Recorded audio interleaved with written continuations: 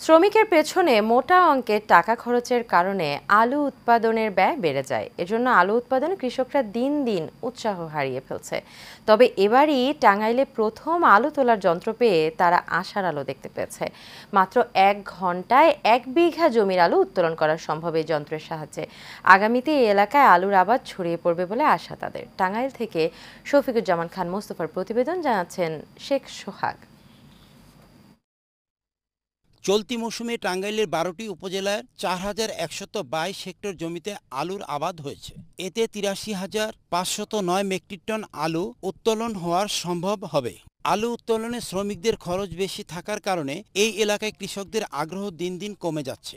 এবারই প্রথম বাংলাদেশ কৃষি গবেষণা ইনস্টিটিউটের সহযোগিতায় আলু তোলার যন্ত্র পেয়েছে এলাকার কৃষক। এই যন্ত্রের সাহায্যে মাত্র 1 ঘন্টায় 1 বিঘা জমির আলু উত্তোলন করা সম্ভব। কামলা এমনি যদি কামলা ওটা দিয়ে ওড়াইতাম তাহলে মনে হয় অনেক কামলা লাগতো। তো সেই কারণে মিশিং দিয়ে ওড়াইতেছি, তাতে আমাদের অনেক হাসি হয়ে গেছে। কামলা নিয়ে তুললে 70-80 টাকা কামলা লাগতো, আর অন মেশিন দিয়ে তুলতেছি, অন মেশিনে অনেক খরচ কমে যেতেছে আর কি। এই বছর গাড়ি দিয়ে ওঠানে আমাকে উত্তোলন খরচটা অনেকটা কম। আলু চাষ করা হয়েছে প্রায় 200 ডিসিমল জায়গা। এখানে এই খরচ হয়েছে 2 থেকে 2.5 লাখ টাকা, বিক্রি করা যাবে 5 থেকে 6 লাখ টাকা। বাড়ির বিভিন্ন জাতের আলু উৎপাদন সহ প্রযুক্তিগত সহায়তা দিচ্ছে বাংলাদেশ কৃষি গবেষণা ইনস্টিটিউটের সরজমিন গবেষণা বিভাগ।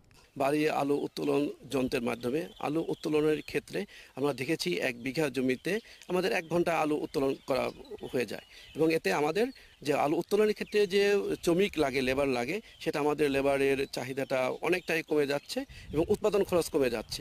বেলে দোআঁশ সহ যে কোনো মাটিতে আলুর আবাদ ভালো হয়। টাঙ্গাইলের মাটি আলু আবাদের অত্যন্ত উপযোগী। উৎপাদন খরচ কমে আসলে এটাই হতে পারে কৃষকদের জন্য লাভজনক ফসল, এমনটাই মনে করেন সংশ্লিষ্টরা। শেখ সোহাগ, এশিয়ান টেলিভিশন, ঢাকা।